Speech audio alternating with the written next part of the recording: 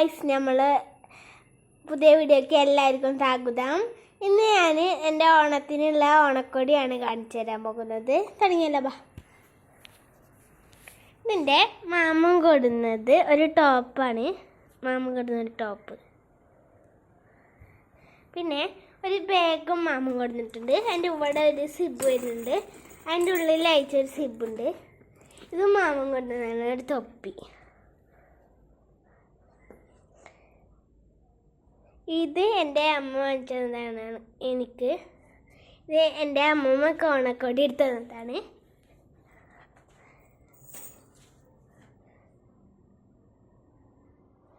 എൻ്റെ ഓണക്കൊടി.